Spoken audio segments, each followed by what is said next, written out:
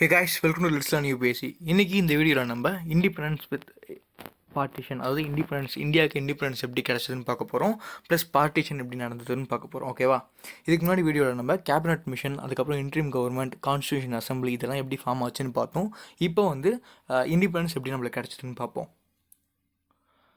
Okay, February 20, 1947 அப்போது Atlee statement. Atlee யாருன்னு பார்த்தீங்கன்னா இங்கிலாந்தில் இருக்க ப்ரைம் மினிஸ்டர், லண்டனில் இருக்க ப்ரைம் மினிஸ்டர். ஓகேவா? அவர் என்ன ஒரு ஸ்டேட்மெண்ட் கொடுத்துருப்பாருன்னு பார்த்தீங்கன்னா, நாங்கள் June 30, 1948 இந்தியா விட்டு போயிடுவோம். நீங்கள் ஒன்று இந்தியா ஒத்துக்கிட்டாலும் சரி, ஐ மீன் இந்தியன் காங்கிரஸில் இந்தியன்ஸ் வந்து யூனிட்டாக வந்து கேட்டாலும் சரி, இல்லை நீங்கள் பிரிஞ்சு இருந்தாலும் சரி, நாங்கள் எப்படி சுச்சுவேஷன் இருக்கோ அப்படியே வந்து பவரை கொடுத்துட்டு போயிட்டே இருந்துருவோம் அப்படின்னு சொல்லி லாஸ்ட்டாக ஒரு டேட்டை வந்து ஃபிக்ஸ் பண்ணிட்டாங்க. அண்ட் ஆல்சோ இதுக்கு முன்னாடி வேவல் இருந்தார் பார்த்தீங்களா, வேவல் வைஸ்ராயாக இருந்தார்ல. ஸோ வேவலை இப்போ ரீப்ளேஸ் பண்ணிவிட்டு மவுண்ட் பேட்டனை வந்து அங்கே வைஸ்ராயை மாற்றிட்டு இருப்பாங்க. அதுக்கப்புறம் பவரை வந்து நாங்கள் ஒன்று சென்ட்ரல் கவர்மெண்ட் கிட்ட கொடுத்தாலும் கொடுப்போம், இல்லை ப்ராவின்சஸ் கிட்ட கொடுத்தாலும் நாங்கள் இந்த பவரை கொடுத்துட்டு நாங்கள் போயிடுவோம் அப்படின்னு சொல்லிடுவாங்க. எதுக்கு இந்த டேட்டை ஃபிக்ஸ் பண்ணாங்கன்னு பார்த்தீங்கன்னா, ஒரு ஷாக் கொடுக்கறதுக்காக தான். முஸ்லீம் லீக்குக்கும் சரி, ஐஎன்சிக்கும் சரி ஒரு ஷாக் கொடுக்கணும். ஸோ அதுக்குள்ளே அவங்க ஏதாவது ஒரு டெசிஷன் எடுத்தே ஆகணும்னு சொல்லி அவங்க முயற்சி பண்ணுவாங்கன்றதுக்காக இதை பண்ணியிருப்பாங்க. அதாவது ரெண்டு பேரும் ஏதாவது ஒரு பேச்சுவார்த்தை செட்டில்மெண்ட்டுக்கு வந்து முடிவாங்க அப்படின்றதுக்காக தான் இந்த டேட்டை வந்து ஃபிக்ஸ் பண்ணியிருப்பாங்க. நெக்ஸ்ட்டு பார்த்தீங்கன்னா April 1947 அப்போது ஐஎன்சி வந்து வந்து ஒரு செஷன் நடத்துவாங்க. பிரசிடென்ட் யாருன்னு பார்த்தீங்கன்னா கிருப்பழனி அவரோட தலைமையில். அவங்க என்ன சொல்லுவாங்க, மீன்ஸ் வைஸ்ராய்க்கு நாங்கள் எல்லா பவரும் கொடுத்துட்றோம்.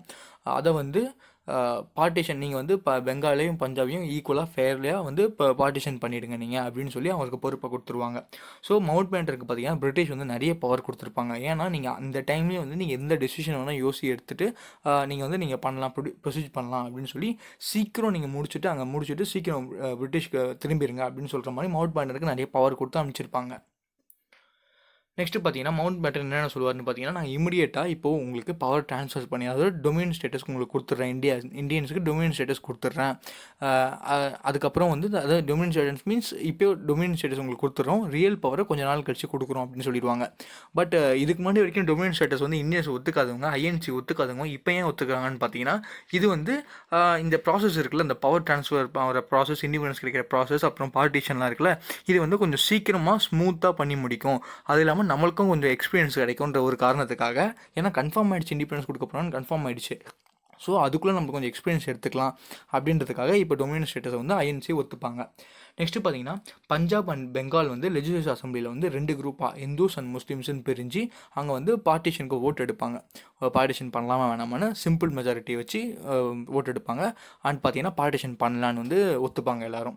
நெக்ஸ்ட்டு பார்த்தீங்கன்னா இன் கேஸ் ஆஃப் பார்ட்டிஷன் வந்து 2 டொமினியன் அண்ட் 2 கான்ஸ்டியூஷன் அசம்பிளி அப்படி உருவாக்கணும். அதாவது 2 டொமினியன், பாகிஸ்தான் ஒன்று, இந்தியா ஒன்று, 2 டொமினியன் உருவாக்கணும். அதேமாதிரி 2 கான்ஸ்டியூஷன் அசம்பிளி உருவாக்கணும். இவங்க பாகிஸ்தானுக்கு தனியாக ஒன்று, அப்புறம் இந்தியாவுக்கு தனியாக ஒரு கான்ஸ்டியூஷன் அசம்பிளி உருவாக்கணும் அப்படின்னு சொல்லியிருப்பார். அதுக்கப்புறம் பார்த்தீங்கன்னா சிந்து அந்த ப்ராவின்ஸ் இருக்குல்ல, அதுக்கு வந்து அவங்களோட ஓன் டெசிஷன் தான். நீங்கள் இந்தியா கூட வந்தாலும் சரி, இல்லைனா பாகிஸ்தான் கூட போனாலும் சரி அப்படின்னு சொல்லிடுவாங்க. அவங்க வந்து பாகிஸ்தானை சூஸ் பண்ணிப்பாங்க. நெக்ஸ்ட்டு பார்த்தீங்கன்னா நார்த் வெஸ்டர்ன் ஃப்ரான்டியர், அப்புறம் சியாலட் அப்படின்னு 2 ஏரியா இருக்கும். அந்த ஏரியா இருக்கவங்ககிட்ட வந்து அந்த ரெஃபரண்டம் நடக்கும், ஓட்டிங் அந்த மாதிரி நடக்கும். ஸோ அவங்களும் வந்து பாகிஸ்தான் கூட நாங்கள் சேர்ந்துக்கிறோம்னு சொல்லிடுவாங்க. ஸோ அவங்களும் பாகிஸ்தான் கூட சேர்ந்துருவாங்க. அப்புறம் ஹைதராபாத் வந்து பிரின்ஸ்லி ஸ்டேட் இருக்குங்களா, பிரின்ஸ்லி ஸ்டேட்ஸ்க்குலாம் வந்து ஃபஸ்ட்டு வந்து 3 ஆப்ஷன் இருக்கும். ஒன்று நீங்கள் வந்து இண்டிபெண்ட்டாக இருக்கலாம், ஒன்று இந்தியா கூட சேரணும், இல்லை பாகிஸ்தான் கூட சேரணும் அப்படின்னு 3 சாய்ஸ் இருந்தது. பட் இப்போ பார்த்தீங்கன்னா உங்களுக்கு 2 சாய்ஸ் தான். ஒன்று இந்தியா கூட சேரணும், இல்லை பாகிஸ்தான் கூட சேரணும். அந்த இண்டிபெண்ட்டாக இருக்கிற கதையே கிடையாது அப்படின்னு சொல்லிடுவாங்க. ஸோ எல்லாமே வந்து பார்த்தீங்கன்னா அவங்கவுங்க சூஸ் பண்ணிப்பாங்க. ஹைதராபாத் வந்து இந்தியாவுக்கு நடுவில் இருக்குது, கரெக்டாக. ஸோ ஹைதராபாத் ப்ராவின்ஸ் வந்து அது ஒரு பிரின்ஸ்லி ஸ்டேட்டு. அவங்க என்ன சொல்லியிருப்பாங்கன்னு பார்த்தீங்கன்னா, நான் வந்து பாகிஸ்தான் கூட சேரப்படணும்னு சொல்லியிருப்பாங்க. பட் இங்கேருந்து பாகிஸ்தான் அங்கே இருக்குது, ரெண்டுத்துக்கும் கனெக்ஷன் சரியாக இருக்காது அப்படின்றதுக்காக வேவல் என்ன பண்ணுவார், மவுண்ட் பேட்டன் என்ன பண்ணுவார்னா, ஐஎன்சி கூட சேர்ந்து ஹைதராபாத்தை வந்து எப்படியோ பேசி அவங்க இந்தியா கூட ஜாயின் பண்ணுற மாதிரி கம்பல் பண்ணிடுவாங்க. ஓகே, நெக்ஸ்ட் வந்து பார்த்தீங்கன்னா பவுண்ட்ரி கமிஷன் இப்போ ஏரியா பார்ட்டிஷன் சொல்லிட்டாங்க. ஸோ பவுண்ட்ரி கமிஷன் உருவாக்கணும்ல பார்ட்டிஷன் பண்ணுறதுக்காக. ஸோ ஒரு பவுண்ட்ரி கமிஷன் உருவாக்கணும்னு சொல்லுவாங்க. அந்த பவுண்ட்ரி கமிஷன் பேர் பார்த்தீங்கன்னா ராட்க்ளிஃப் கமிட்டி. இதில் பார்த்தீங்கன்னா டோட்டலாக 9 பேர். 4 பேர் வந்து ஐஎன்சிலேருந்தும் இந்தியன் நேஷனல் காங்கிரஸ்லேருந்தும், 4 பேர் முஸ்லீம் லீக்லேருந்தும் இருந்திருப்பாங்க. அவங்களுக்கு ஹெட் யாருன்னு பார்த்தீங்கன்னா ராட்க்ளிஃப். அதனால தான் அவருக்கு ராட்க்ளிஃப் கமிட்டின்னு அந்த பேர் வந்திருக்கு. ஓகேவா? சரி. ஸோ அந்த மவுண்ட் பேட்டன் படி ஃப்ரீடம் வந்து August 15, 1947 அப்போ இந்தியன்ஸ்க்கு ஃப்ரீடம் கொடுத்துடணும் அப்படின்னு சொல்லியிருப்பாங்க. இதுதான் மவுண்ட் பேட்டனோட பிளான். ஓகே, இப்போ இந்தியன் இண்டிபெண்டன்ஸ் ஆக்ட் எப்படி பாஸ் ஆச்சுன்னு பார்ப்போம். ஜூலை 5, 1947 அப்போ என்ன ஆகும்னா பிரிட்டிஷ் பார்லிமெண்ட்டில் இது ஒரு பில்லாக பாஸ் பண்ணுவாங்க. அந்த பில் வந்து ஜூலை 18, 1947 அப்போ என்ன ஆகும்னா அது வந்து அந்த கவர்மெண்ட் வந்து அதில் அசன் கொடுத்துருவாங்க. அசன் கொடுத்து அது ஒரு ஆக்டாக பாஸ் பண்ணிவிடுவாங்க. அந்த ஆக்ட் வந்து இந்தியாவில் பாஸ் ஆகும்னா ஆகஸ்ட் 15, 1947 அப்போது இந்தியாவில் இம்ப்ளிமெண்ட் ஆகும்.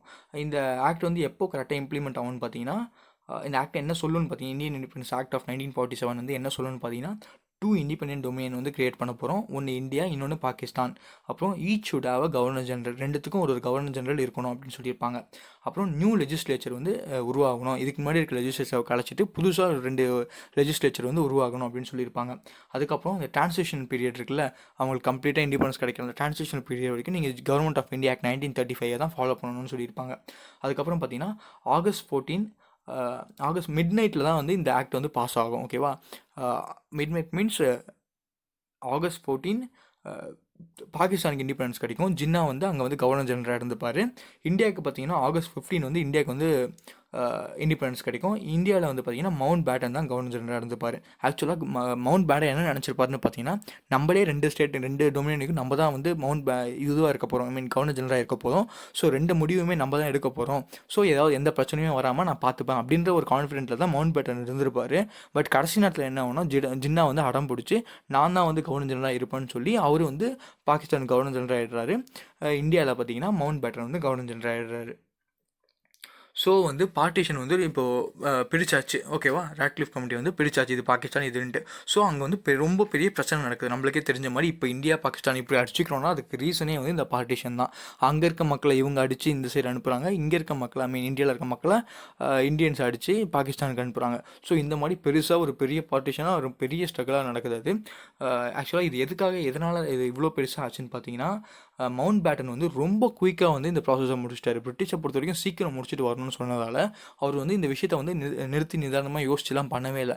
டக்குன்னு ரொம்ப ஸ்பீடாக இந்த ப்ராசஸை நடத்தினதுனால ரொம்ப பேர் இந்த மாதிரி அது வந்து ரொம்ப ஒரு ஃபெயிலியரான லெவலுக்கு போய்ட்டு இந்த மாதிரி பெரிய சண்டைக்கு வந்து அது காரணமாயிடுச்சு அப்படின்னு சொல்கிறாங்க. இது வந்து அவர் நினச்சிருந்தாலும் அந்த பஞ்சாபில் நடந்த அந்த கொலையெல்லாம் வந்து கண்ட்ரோல் பண்ணியிருக்க முடியும், பட் அவர் முடியல அப்படின்றன்னு சொல்லியிருக்காங்க. நெக்ஸ்ட்டு பார்த்தீங்கன்னா, இப்போது இப்படி ஒரு பிரிக்கிறாங்க மீன்ஸ் நாட்டை 2 பிரிக்கிறாங்க மீன்ஸ் அதுக்கு தனியாக ஒரு இன்ஸ்டியூஷன் உருவாக்கி அந்த இன்ஸ்டியூஷன் இதை டேக் ஓவர் பண்ணுற மாதிரி பண்ணியிருக்கணும். அவங்க வந்து எந்த இன்ஸ்டியூஷனுமே அவங்க உருவாக்கவே இல்லை. வெறும் ஒரு கமிட்டி பண்ணி அவங்க பிரிச்சுட்டு அவங்க பாட்டுன்னு வேலையை பார்த்துட்டு போயிட்டாங்க. அதுக்குன்னு ஒரு ஆர்கனைசேஷன் இன்ஸ்டியூஷனை ரெடி பண்ணி அதை பத்திரமா பார்த்து நிறைவேற்றுறதுக்கு யாருமே இல்லை அப்படின்னு சொல்லியிருக்காங்க. நெக்ஸ்ட்டு பார்த்தீங்கன்னா மவுண்ட் பேட்டன் சொன்ன மாதிரி மவுண்ட் பேட்டன் என்ன சொல்லி நினச்சிருப்பாருன்னா, நான் தான் 2 டொமினியனுக்குமே ஹெட்டாக இருக்க போகிறேன், ஸோ நான் வந்து 2த்தையுமே கண்ட்ரோல் பண்ணிப்பேன் அப்படின்ற மாதிரி பண்ணியிருப்பாங்க. பட் அங்கே வேறு ஒருத்தர் இங்கே வேறு ஒருத்தர் இருக்கும்போது அவங்க ரூல்ஸ் வந்து கொஞ்சம் வேறு மாதிரி இருந்ததுனால ஒரு பெரிய கிளாஷ் நடந்துருச்சு அப்படின்னு சொல்கிறாங்க. அது இல்லாமல் பார்த்தீங்கன்னா இந்த பவுண்ட்ரி வந்து ஆக்சுவலாக ஆகஸ்ட் 15 அன்றைக்கி தான் அந்த பவுண்ட்ரியை கொடுத்துருப்பாங்க. ஆக்சுவலாக அந்த பவுண்ட்ரி எப்போ பிரித்து ரிசல்ட் வந்திருக்கோம் பார்த்தீங்கன்னா ஆகஸ்ட் 12 அன்றைக்கே வந்து ரிசல்ட் வந்துட்டுருக்கோம். எங்கே அன்றைக்கே நம்ம இதை பப்ளிஷ் பண்ணி அன்றைக்கே கலவரம் வந்துருச்சுன்னா ஆகஸ்ட் 12 அப்போது பார்த்தீங்கன்னா பிரிட்டிஷான பவரில் இருக்காங்க. ஆகஸ்ட் 15 தான் பார்த்தீங்கன்னா இந்தியன்ஸ் கிட்ட பவர் போகுது.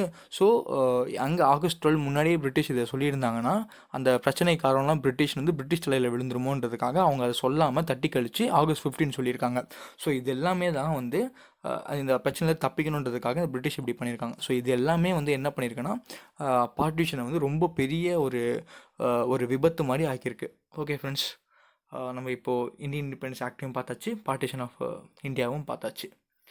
இதுக்கப்புறம் நம்ம வந்து பெருசாக எதுவும் கிடையாது. நம்ம இதுக்கப்புறம் வந்து என்னென்ன ஆக்ட்ஸ் இருக்குது, அப்புறம் பிரிட்டிஷ் கொண்டு வந்த அட்மினிஸ்ட்ரேஷன்லாம் நம்ம இனிமேல் வரப்போகிற வீடியோவில் பார்ப்போம். Okay friends, thank you.